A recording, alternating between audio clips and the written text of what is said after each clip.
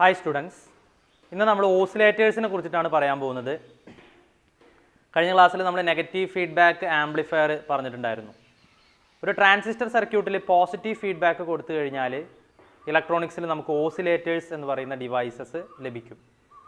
അപ്പോൾ എന്താണ് ഈ ഓസിലേറ്റേഴ്സ് എന്ന് പറഞ്ഞു കഴിഞ്ഞാൽ, നമ്മൾ ഒരു ഇൻപുട്ട് സിഗ്നലും കൊടുക്കാതിരുന്നാൽ പോലും ഔട്ട്പുട്ടിൽ ഒരു AC സിഗ്നൽ ജനറേറ്റ് ചെയ്യാൻ സാധിക്കുന്ന ഇലക്ട്രോണിക് സർക്യൂട്ടുകളെയാണ് ഓസിലേറ്റേഴ്സ് എന്ന് പറയുക. ഓക്കെ, ഒരു ഇൻപുട്ട് കൊടുത്തു കഴിഞ്ഞാൽ അത് ആംപ്ലിഫൈ ചെയ്തിട്ട് ഔട്ട്പുട്ട് AC ഒക്കെ നൽകുക എന്നുള്ളതാണ് ആംപ്ലിഫയറുകൾ ചെയ്യുന്നത്. ഇത് ഇൻപുട്ടിലൊന്നും കൊടുക്കണമെന്നൊന്നുമില്ല. ഔട്ട്പുട്ടിൽ നമുക്ക് എന്ത് കിട്ടും? AC സിഗ്നൽ കിട്ടും. അതായത് AC സിഗ്നൽ ജനറേറ്റ് ചെയ്യാൻ സാധിക്കുന്ന ഇലക്ട്രോണിക് സർക്യൂട്ടുകളാണ് ഓസിലേറ്റേഴ്സ് എന്ന് പറയുന്നത്. ഓക്കെ, അത് വർക്ക് ചെയ്യണമെങ്കിൽ നമ്മളൊരു DC കൊടുക്കണം. ഓക്കെ, അതിൻ്റെ ഒരു പവർ സോഴ്സായിട്ട് നമ്മൾ DC ഉപയോഗിക്കണം. യഥാർത്ഥത്തിൽ ഈ ഓസിലേറ്റേഴ്സിൽ സംഭവിക്കുന്നത് ഈ DCയെ എന്ന് വെച്ച് കഴിഞ്ഞാൽ സിംഗിൾ ഡയറക്ഷനിൽ ഒഴുകുന്ന കറണ്ടിനെ AC ആക്കി മാറ്റുന്നു എന്നുള്ളതാണ്. ആൾട്ടർനേറ്റിംഗ് കറണ്ടായിട്ട്, ഡയറക്ഷൻ കണ്ടിന്യൂസ് ആയിട്ട് ചേഞ്ച് ചെയ്യുന്ന ആൾട്ടർനേറ്റിംഗ് കറണ്ട് ആക്കിയിട്ട് മാറ്റുന്നു എന്നുള്ളതാണ് ഓസിലേറ്റേഴ്സ് എന്ന് പറയുന്ന ഇലക്ട്രോണിക് ഡിവൈസസ് ചെയ്യുന്നത്. നമ്മൾ ACയെ DC ആക്കി മാറ്റുന്നത് കണ്ടു റെക്ടിഫയേഴ്സിൽ അല്ലേ. ഇവിടെ DC AC ആയിട്ട് മാറുകയാണ് ചെയ്യുന്നത്.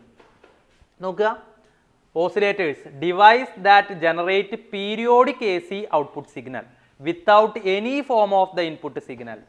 ഓക്കെ, ഇൻപുട്ട് സിഗ്നൽ കൊടുത്തിട്ടില്ലെങ്കിൽ കൂടി നമുക്ക് ഔട്ട്പുട്ടിൽ പീരിയോഡിക് AC കിട്ടുക അല്ലേ. റെഗുലർ ഇൻ്റർവെൽസിൽ ഡയറക്ഷൻ ഇങ്ങനെ ചേഞ്ച് ചെയ്തുകൊണ്ടിരിക്കുന്ന AC നമുക്ക് കിട്ടുക അല്ലേ. അങ്ങനത്തെ ഡിവൈസസ് ആണ്, ഇലക്ട്രോണിക് ഡിവൈസസ് ആണ് ഓസിലേറ്റേഴ്സ് എന്ന് പറയുന്നത്.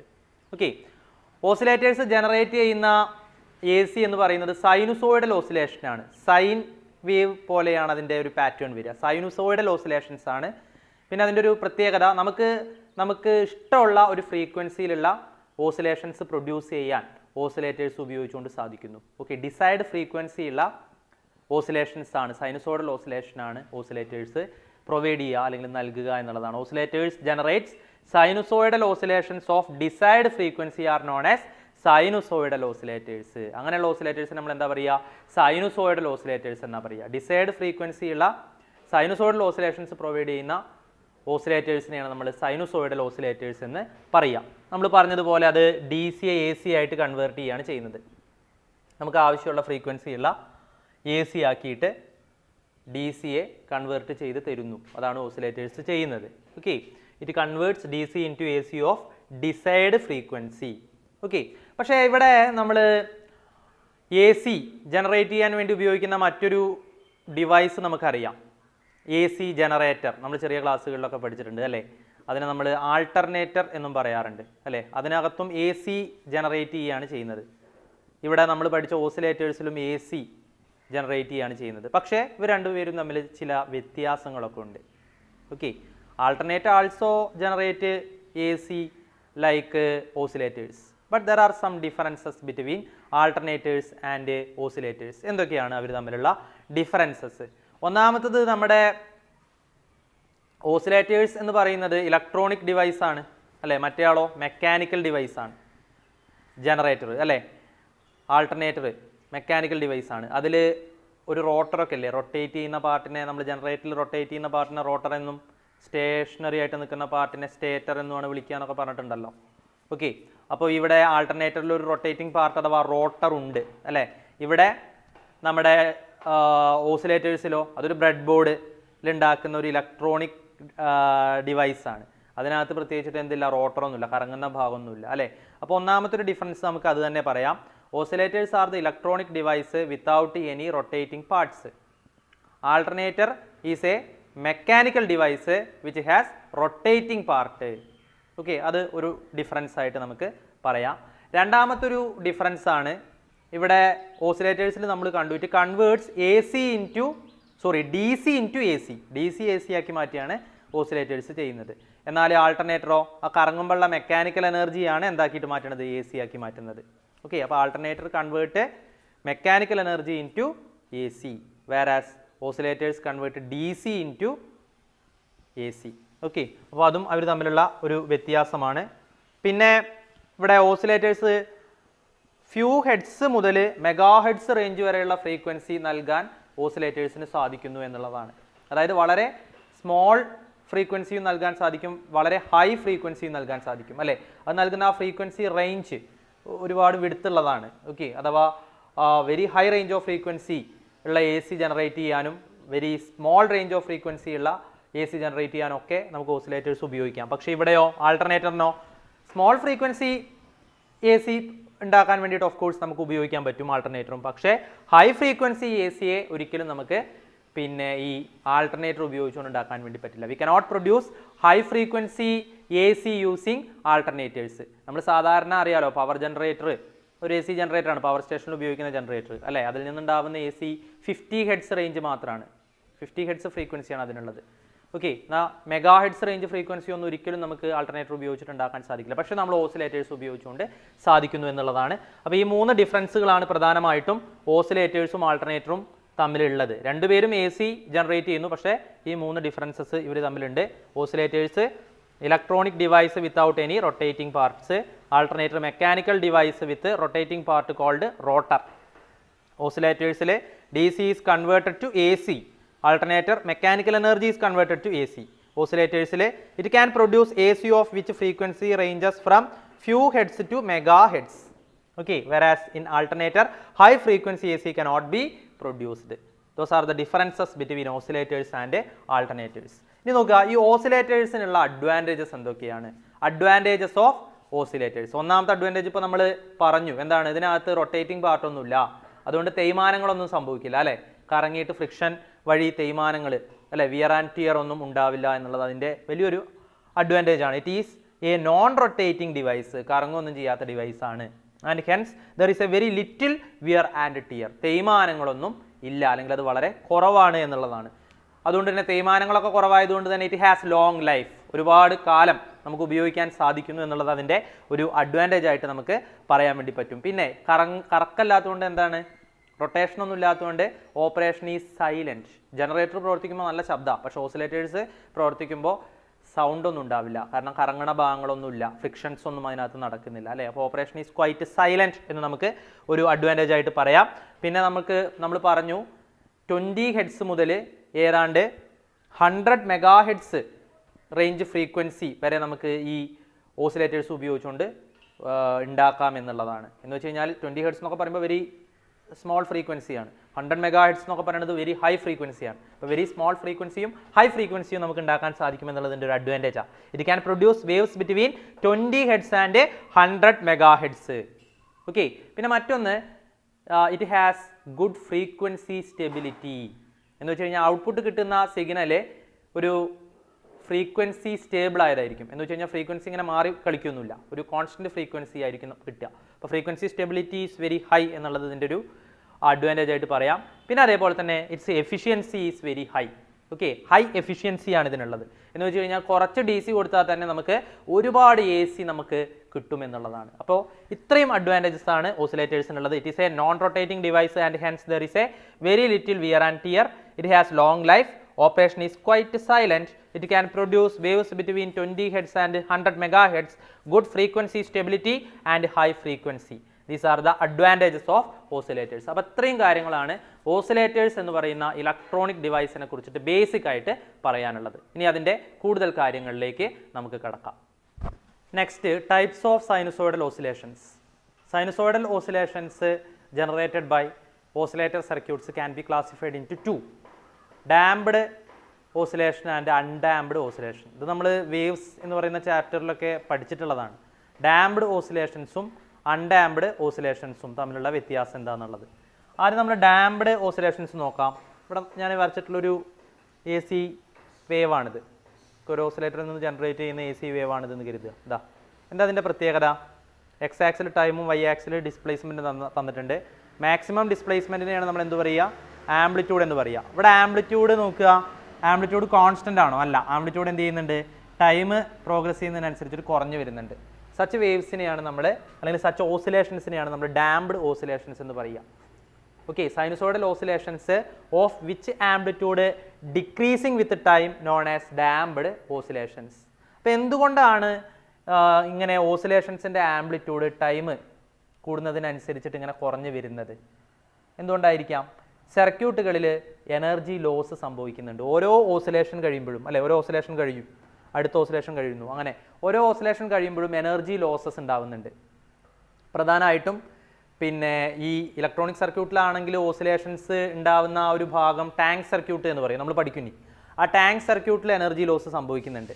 പിന്നെ നമുക്ക് ഔട്ട്പുട്ട് എ സി എടുക്കുന്നത് ഒരു ലോഡ് റെസിസ്റ്ററിൽ നിന്നാണ്. ആ ലോഡ് റെസിസ്റ്ററിൻ്റെ അവിടെയും ലോഡ് റെസിസ്റ്റർ ചൂടായിട്ടൊക്കെ പിന്നെ എനർജി ലോസ് ചെയ്യുന്നുണ്ട്. അപ്പോൾ ഈ രണ്ട് രീതിയിൽ എനർജി ലോസ് ചെയ്തുകൊണ്ടിരിക്കുന്നു. ആ എനർജി ലോസ് കാരണമാണ് ഇവിടെ amplitude is decreasing with time. Okay, amplitude is decreasing with the time in the case of damped oscillation. It is due to the loss of some energy during each oscillation.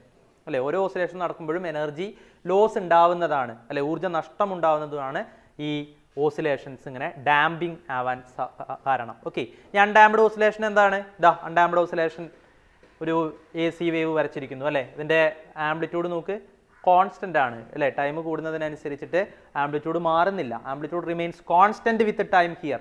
Such oscillations R known as undamped oscillation. ഇവിടെ എന്തുകൊണ്ടാണ് നമുക്കിത് constant ആക്കിയിട്ട് നിലനിർത്താൻ സാധിച്ചത്? ഇവിടെയും of course energy loss ഉണ്ട്. Tank സർക്യൂട്ടിലും load റെസിസ്റ്ററിലൊക്കെ energy loss ഉണ്ട്. പക്ഷെ നമ്മൾ എന്ത് ചെയ്യാണ്, കുറച്ച് എനർജി പുറത്തുനിന്ന് സപ്ലൈ ചെയ്യുന്നുണ്ട്. ഓക്കെ, എക്സ്ട്രാ എനർജി പുറത്തുനിന്ന് സപ്ലൈ ചെയ്യുന്നു. അത് ഇതിനെ കോമ്പൻസേറ്റ് ചെയ്യാണ്, ആ എനർജി ലോസിനെ കോമ്പൻസേറ്റ് ചെയ്യാണ്. ആ നഷ്ടപ്പെടുന്ന എനർജി എത്രയാണോ അത് നമ്മൾ പുറമേ നിന്ന് അഡീഷണൽ ആയിട്ട് സപ്ലൈ ചെയ്യുന്നു എന്നുള്ളതാണ് അല്ലേ. നോക്കുക, energy is lost here also but energy is being supplied to overcome this loss. പക്ഷേ ഈ ഒരു നഷ്ടം മറികടക്കുന്നതിൻ്റെ ഭാഗമായിട്ട് നമ്മൾ കുറേ എനർജി ഇതിനകത്തേക്ക് സപ്ലൈ ചെയ്യുന്നു എന്നുള്ളതാണ് അല്ലേ. അങ്ങനെ സപ്ലൈ ചെയ്തിട്ട് നമുക്ക് ആംപ്ലിറ്റ്യൂഡിനെ കോൺസ്റ്റന്റ് ആയിട്ട് കീപ്പ് ചെയ്യാൻ സാധിക്കുന്ന such oscillations are from the oscillators known as undamped oscillations. അപ്പോൾ നോക്കുക, ഓസിലേഷൻസിനെ അൺഡാംപ്ഡ് ആക്കാനുള്ള കണ്ടീഷൻസ് ആണ് ഇനി പറയുന്നത്. Conditions to make oscillations undamped അല്ലേ. ഒരു ഓസിലേറ്റർ സർക്യൂട്ടിൽ നിന്നുള്ള ഓസിലേഷൻസിനെ നമുക്ക് അൺഡാംപ്ഡ് ആക്കണം എന്ന് വെച്ച് കഴിഞ്ഞാൽ ആംപ്ലിറ്റ്യൂഡ് കോൺസ്റ്റന്റ് ആക്കി നിർത്തണം. അതിനെന്താണ് ചെയ്യാൻ പറ്റുക? അപ്പോൾ നമ്മൾ പറഞ്ഞതാണ് എന്താണ്, ടാങ്ക് സർക്യൂട്ടിൽ നിന്നും അതുപോലെ ലോഡ് റെസിസ്റ്ററിൽ നിന്നൊക്കെ ഉണ്ടാവുന്ന എനർജി ലോസിന് ഈക്വൽ ആയിട്ടുള്ള ഒരു എനർജി നമ്മൾ എന്ത് ചെയ്യണം, പുറമേ നിന്ന് സപ്ലൈ ചെയ്യണം. അങ്ങനെ സപ്ലൈ ചെയ്ത് കഴിഞ്ഞാൽ എനർജി ലോസ് ഇല്ല അല്ലേ, കാരണം ലോസ് ചെയ്യുന്ന എനർജി പുറമേ നിന്ന് നമ്മൾ സപ്ലൈ ചെയ്യുകയാണല്ലോ. അപ്പോൾ അങ്ങനെ നമുക്ക് ഓസിലേഷൻസിനെ അൺഡാംപ്ഡ് ആക്കിയിട്ട് കീപ്പ് ചെയ്യാൻ പറ്റും. നമ്മൾ ഊഞ്ഞാലിൻ്റെ കാര്യമൊക്കെ പറയാറുണ്ട് മെക്കാനിക്സ് ആണെങ്കിൽ അല്ലേ. നമ്മൾ വെറുതെ ഊഞ്ഞാലാണ്ട് ആട്ടിയാൽ കുറച്ച് നേരം കഴിഞ്ഞാൽ അതിൻ്റെ ആംപ്ലിറ്റ്യൂഡ് കുറഞ്ഞ് അല്ലേ അവസാനം അത് നിൽക്കും. എന്നാൽ ആ കുറയണ ആംപ്ലിറ്റ്യൂഡ് ഇങ്ങനെ കുറയുക എന്ന് പറയുമ്പോൾ അതിന് എനർജി ലോസ് ചെയ്യാണ്. ഫ്രിക്ഷൻ കാരണം, എയറിലുള്ള ഫ്രിക്ഷൻ കാരണം അതിൻ്റെ എനർജി ലോസ് ചെയ്യുന്നു. അതുകൊണ്ടാണ് അത് അതിൻ്റെ ആംപ്ലിറ്റ്യൂഡ് കുറഞ്ഞ് വരുന്നത്.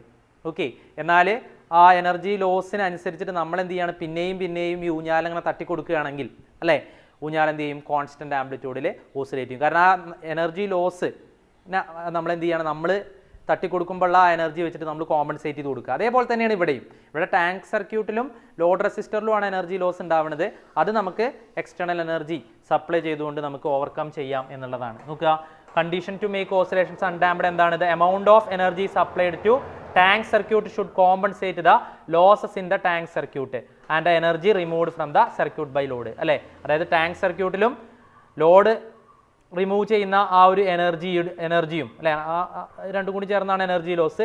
അതിനെ കോമ്പൻസേറ്റ് ചെയ്യുന്ന അത്രയും എനർജി നമ്മൾ ടാങ്ക് സർക്യൂട്ടിലേക്ക് പുറമേ നിന്ന് എന്ത് ചെയ്യുക, സപ്ലൈ ചെയ്യുക അല്ലെ. അങ്ങനെ നമുക്ക് അൺഡാംപ്ഡ് ഓസിലേഷൻസ് ഉണ്ടാക്കിയെടുക്കാം ഒരു ഇലക്ട്രോണിക് സർക്യൂട്ടിൽ നിന്ന് എന്നാണ് നമ്മൾ പറയുന്നത്. ഓക്കെ, അപ്പോൾ ആ എനർജി എക്സ്റ്റേണലായിട്ട് സപ്ലൈ ചെയ്യാനുള്ള ഒരു മാർഗ്ഗമാണ് ശരിക്കും പോസിറ്റീവ് ഫീഡ്ബാക്ക് എന്നുള്ളത്. നമ്മളത് ഡിസ്കസ് ചെയ്യും. ഓക്കെ, ഇപ്പോൾ തൽക്കാലം ഡാംപ്ഡ് അൺഡാംപ്ഡ് ഓസിലേഷൻസ് എങ്ങനെയാണ് അൺഡാംപ്ഡ് ഓസിലേഷൻസ് ഉണ്ടാക്കുക എന്നുള്ള കാര്യങ്ങൾ നമ്മൾ പറഞ്ഞു, അത് മനസ്സിലാക്കുക. നെക്സ്റ്റ് ഓസിലേറ്ററി സർക്യൂട്ടുകളെ കുറിച്ചിട്ടാണ് പറയാനുള്ളത്. Circuits which produce electrical oscillations of desired frequency known as oscillatory circuits or tank circuits. അതായത് നമ്മൾ ആഗ്രഹിക്കുന്ന ഫ്രീക്വൻസിയിൽ ഇലക്ട്രിക് ഓസിലേഷൻസ് പ്രൊഡ്യൂസ് ചെയ്യാൻ സാധിക്കുന്ന ഇലക്ട്രോണിക് സർക്യൂട്ടുകളെയാണ് നമ്മൾ ഓസിലേറ്ററി സർക്യൂട്ട്സ് എന്നോ ടാങ്ക് സർക്യൂട്ട്സ് എന്നോ പറയാറുള്ളത്. നമ്മൾ കൂടുതലായിട്ട് ടാങ്ക് സർക്യൂട്ട് എന്ന് പറയുന്ന ടേമാണ് ഉപയോഗിക്കാറുള്ളത്. ഓക്കെ, അപ്പോൾ ഒരു ഓസിലേറ്ററി സർക്യൂട്ടിൽ സാധാരണ നമ്മൾ ഒരു ഇൻഡക്ടറും കപ്പാസിറ്ററും പാരലായിട്ട് കണക്ട് ചെയ്യുകയാണ് ചെയ്യുന്നത്. Okay, in oscillatory circuit usually we use A capacitor and inductor which are connected in parallel. Okay, നോക്കുക, ഇവിടെ ഏതാ ഇൻഡക്ടർ എല്ലും കപ്പാസിറ്റർ സിയും കണക്റ്റഡ് ഇൻ പാരലൽ. അതാണ് ഒരു ഓസിലേറ്ററി സർക്യൂട്ട്സിൻ്റെ സാധാരണ നമ്മൾ യൂസ് ചെയ്യുന്ന ആ ഒരു കണക്ഷൻ മോഡ്.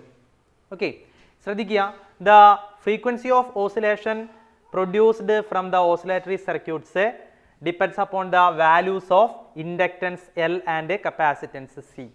എന്ന് വെച്ച് കഴിഞ്ഞാൽ എന്താണ്, ഒരു ഓസിലേറ്ററി സർക്യൂട്ട് പ്രൊഡ്യൂസ് ചെയ്യുന്ന ഓസിലേഷൻസിൻ്റെ അല്ലെങ്കിൽ എ സിയുടെ ഫ്രീക്വൻസി ഇൻഡക്റ്റൻസ് എല്ലിനെയും കപ്പാസിറ്റൻസ് സീനെയുമാണ് ഡിപ്പെൻഡ് ചെയ്യുന്നത് എന്നുള്ളതാണ്. ഓക്കെ, ഇനി നോക്കുക ഇവിടെ എങ്ങനെയാണ് ഈ ഒരു ഇൻഡക്റ്റർ കപ്പാസിറ്റർ എന്നിവയുടെ ഈ ഒരു പാരലൽ കണക്ഷന്, ഇതൊരു ടാങ്ക് സർക്യൂട്ടാണ് അല്ലേ, oscillations A C oscillations produce ചെയ്യാൻ സാധിക്കുന്നത് എന്നുള്ളതാണ്. അപ്പോൾ നോക്കുക ഇവിടെ 4 ഘട്ടങ്ങൾ ഞാൻ കാണിച്ചിട്ടുണ്ട് അല്ലേ, figure 1, figure 2, figure 3, figure 4. 4 stages of operation of the tank സർക്യൂട്ടാണിത്. ഓക്കെ, ഈ ടാങ്ക് സർക്യൂട്ടിൻ്റെ ഓപ്പറേഷൻ്റെ 4 സ്റ്റേജസ് ആണ്. അതിൽ ഒന്നാമത്തെ സ്റ്റേജ് നോക്കുക. ഒന്നാമത്തെ സ്റ്റേജിൽ നമ്മൾ സ്വിച്ച് ഇവിടെ ഇനീഷ്യലി ഈ കപ്പാസിറ്റർ ചാർജ് ചെയ്യപ്പെട്ടിട്ടുള്ളത് അപ്പർ പ്ലേറ്റ് പോസിറ്റീവായിട്ടും ലോവർ പ്ലേറ്റ് നെഗറ്റീവായിട്ടുമാണ്. നമ്മളിനി സ്വിച്ച് ഓൺ ചെയ്യുക. അപ്പോൾ സ്വിച്ച് ഓൺ ചെയ്യുന്നതിന് മുൻപായിട്ട് ഒരു കാര്യം ശ്രദ്ധിക്കുക. അപ്പോൾ ഇവിടെ ഈ കപ്പാസിറ്റർ ചാർജ് ചെയ്തിരിക്കുന്നു എന്ന് പറഞ്ഞു കഴിഞ്ഞാൽ ഫുള്ളി ചാർജ്ഡ് ആണ് എന്ന് വെച്ച് കഴിഞ്ഞാൽ അതിൻ്റെ അപ്പർ ആൻഡ് ലോവർ പ്ലേറ്റുകൾക്കിടയിൽ ഒരു പൊട്ടൻഷ്യൽ ഡിഫറൻസ് അഥവാ വോൾട്ടേജും ഉണ്ട്, ഒരു ഇലക്ട്രോസ്റ്റാറ്റിക് പൊട്ടൻഷ്യൽ എനർജിയും അതിൽ സ്റ്റോർ ചെയ്തിട്ടുണ്ട് എന്ന് മനസ്സിലാക്കുക. സ്വിച്ച് ഓൺ ചെയ്യുന്ന സമയത്ത് നമ്മളെ കപ്പാസിറ്റർ എന്ത് ചെയ്യാന്ന് അറിയോ, ഡിസ്ചാർജ് ചെയ്യുകയാണ് അല്ലേ. ഏതിലൂടെ ഡിസ്ചാർജ് ചെയ്യുന്നത്, ഇൻഡക്ടറിലൂടെ ഡിസ്ചാർജ് ചെയ്യുക. എന്ന് വെച്ച് കഴിഞ്ഞാൽ കപ്പാസിറ്ററിൽ നിന്ന് ഇലക്ട്രോൺസ് ഫ്ലോ ചെയ്യുകയാണ്. ഓക്കെ, ഇൻഡക്ടറിലൂടെ ഫ്ലോ ചെയ്യുകയാണ്. അപ്പോൾ ഇൻഡക്ടർ കൂടെ ഒരു ചാർജ് ഫ്ലോ ചെയ്യുക പറയുമ്പോൾ ഇൻഡക്ടർ കൂടെ കറണ്ട് കടന്നു പോവുകയാണ്. കറണ്ട് കടന്നു പോകുമ്പോൾ അതിന് ഇൻഡ്യൂസ്ഡ് EMF ഉണ്ടാവും, സെൽഫ് ഇൻഡക്ഷൻ്റെ ഫലമായിട്ട് അല്ലേ, അവിടെ ഇൻഡ്യൂസ്ഡ് EMF ഉണ്ടാവുന്നുണ്ട് അല്ലേ. അതാണ് ഈ സെക്കൻഡ് ഫിഗറിൽ കാണിച്ചിട്ടുള്ളത്. Okay, capacitor is discharge through inductor by which induced EMF will be produced in it. Okay, the direction of flow of electrons is shown here. Okay, ശ്രദ്ധിക്കുക, ഈ ഉണ്ടാവുന്ന ഇൻഡ്യൂസ്ഡ് EMF നമ്മുടെ കപ്പാസിറ്ററിനെ ഓപ്പോസിറ്റ് പൊളാരിറ്റിയിൽ ചാർജ് ചെയ്യുന്നതാണ് figure 3ൽ കാണിച്ചിട്ടുള്ളത്. Okay, the induced EMF help to charge the capacitor in the opposite polarity is shown in the figure 3. Okay, നേരത്തെ അപ്പർ പ്ലേറ്റ് പോസിറ്റീവും ലോവർ പ്ലേറ്റ് നെഗറ്റീവും ആണ്. ഇപ്പോൾ നമുക്ക് അപ്പർ പ്ലേറ്റ് നെഗറ്റീവും ലോവർ പ്ലേറ്റ് പോസിറ്റീവുമായിട്ട് കപ്പാസിറ്ററിനെ ഓപ്പോസിറ്റ് പൊളാരിറ്റിയിൽ എന്ത് ചെയ്തിരിക്കുന്നു, ചാർജ് ചെയ്തിരിക്കുന്നു. അതാണ് ഫിഗർ 3ൽ കാണിച്ചിട്ടുള്ളത്. ഇനി നോക്കുക, അങ്ങനെ കപ്പാസിറ്റർ ആ ഓപ്പോസിറ്റ് പൊളാരിറ്റിയിൽ ഫുള്ളി ചാർജ്ഡ് ആയി കഴിഞ്ഞാൽ again it start it's discharging process through the inductor in opposite direction അല്ലേ. അങ്ങനെ ഫുള്ളി ചാർജ്ഡ് ആയി കഴിഞ്ഞാൽ നമ്മുടെ കപ്പാസിറ്റർ എന്ത് ചെയ്യും, ഓപ്പോസിറ്റ് ഡയറക്ഷനിൽ വീണ്ടും ആ ഡിസ്ചാർജിങ് പ്രോസസ്സ് തുടരും അല്ലേ. ഏതിലൂടെയാണ് ഡിസ്ചാർജിങ് പ്രോസസ്സ് നടക്കുക, ഇൻഡക്ടറിലൂടെയാണ് നടക്കുക. വീണ്ടും ഇൻഡക്ടറിൽ ഇൻഡ്യൂസ്ഡ് EMF ഉണ്ടാവും.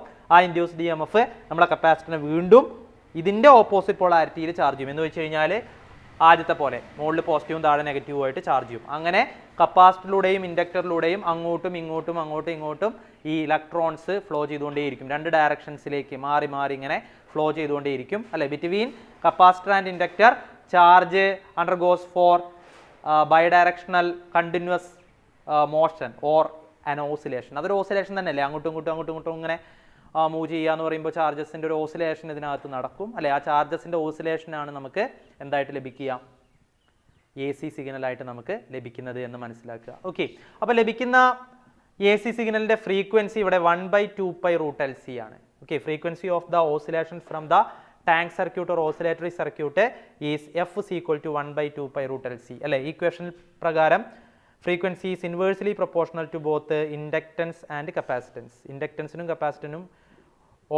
എന്താ പറയുക, റിവേഴ്സ്ലി പ്രൊപ്പോർഷണലാണ്, ഇൻവേഴ്സ്ലി പ്രൊപ്പോർഷണലാണ് അല്ലേ. എന്ന് വെച്ച് കഴിഞ്ഞാൽ ഇൻഡക്റ്റൻസും കപ്പാസിറ്റൻസും ഒക്കെ കൂടിയാൽ ഫ്രീക്വൻസി കുറയുകയാണ് ചെയ്യുക, ഇൻഡക്റ്റൻസും കപ്പാസിറ്റൻസും ഒക്കെ കുറഞ്ഞാൽ ഫ്രീക്വൻസി കൂടുകയാണ് ചെയ്യുക. എന്തുകൊണ്ടാണ് ഇൻഡക്റ്റൻസും കപ്പാസിറ്റൻസും കൂടിയാൽ ഫ്രീക്വൻസി ഓഫ് ദ ഓസിലേഷൻ കുറയുന്നത്? ഇൻഡക്റ്റൻസും കപ്പാസിറ്റൻസും കൂടിയ ഇൻഡക്ടറും കപ്പാസിറ്ററുമാണ് നമ്മൾ ഉപയോഗിക്കുന്നതെങ്കിൽ അവിടെ ഇത് ചാർജ് ചെയ്യാനും ഡിസ്ചാർജ് ചെയ്യാനൊക്കെ കൂടുതൽ സമയം എടുക്കും അല്ലേ. ഈ ചാർജിങ് ആൻഡ് ഡിസ്ചാർജിങ് ഇങ്ങനെ കണ്ടിന്യൂസ് ആയിട്ട് നടക്കുന്നതുകൊണ്ടാണല്ലോ ഓസിലേഷൻ ഉണ്ടാവുന്നത്. അപ്പോൾ ഇവിടെ ചാർജിങ്ങിനും ഡിസ്ചാർജിങ്ങിനും കൂടുതൽ സമയം എടുക്കും. അങ്ങനെ കൂടുതൽ സമയം എടുത്തു കഴിഞ്ഞാൽ സ്വാഭാവികമായിട്ട് അവിടെ ഒരു സെക്കൻഡിൽ ഉണ്ടാകുന്ന ഓസിലേഷൻസിൻ്റെ എണ്ണം അഥവാ ഫ്രീക്വൻസി ഓഫ് ഓസിലേഷനും എന്ത് ചെയ്യും, കുറയും. Okay, that's why frequency of the oscillation from the tank circuit is inversely proportional to both inductance and capacitance. Okay, അപ്പോൾ അത്രയും കാര്യങ്ങളാണ് ടാങ്ക് സർക്യൂട്ടിൻ്റെ അഥവാ ഓസിലേറ്ററി സർക്യൂട്ട്സിൻ്റെ പിന്നെ ഓപ്പറേഷനുമായിട്ട് ബന്ധപ്പെട്ടിട്ട് പറയാനുള്ളത്. ഇനി നമ്മൾ ഒരുപാട് ഓസിലേറ്റേഴ്സ് പഠിക്കുന്നുണ്ട്, Colpitts, Hartley, vein bridge, phase shift, അങ്ങനെ കുറേ ഓസിലേറ്റേഴ്സ് പഠിക്കുന്നുണ്ട്. അതിലെല്ലാം ഈ ഒരു ടാങ്ക് സർക്യൂട്ട് എന്ന് പറയുന്ന ഭാഗം ഉണ്ടായിരിക്കും. ഓക്കെ, പക്ഷേ ചിലതിൽ ഈ കപ്പാസിറ്റർ ആയിക്കൊള്ളുന്നില്ല, അവിടെ റെസിസ്റ്ററൊക്കെ വരാം, ഇൻഡക്ടറും റെസിസ്റ്ററും വരാം, ഇൻഡക്ടറും കപ്പാസിറ്ററും വരാം, അതിൽ ചെറിയ മാറ്റങ്ങളൊക്കെ ഉണ്ടാവാം. പക്ഷേ ഈ ടാങ്ക് സർക്യൂട്ട് എല്ലാറ്റിനും കോമൺ ആയിട്ട് ഉണ്ടാവും. ഓക്കെ, അപ്പോൾ അത്തരം ഓസിലേറ്റർ സർക്യൂട്ടുകളെ കുറിച്ചിട്ട്, ഓസിലേറ്റേഴ്സിനെ കുറിച്ചിട്ട് നമുക്ക് വരുന്ന ക്ലാസ്സുകളിൽ പഠിക്കാം.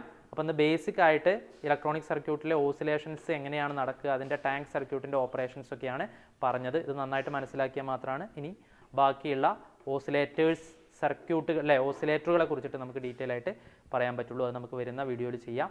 Thank you.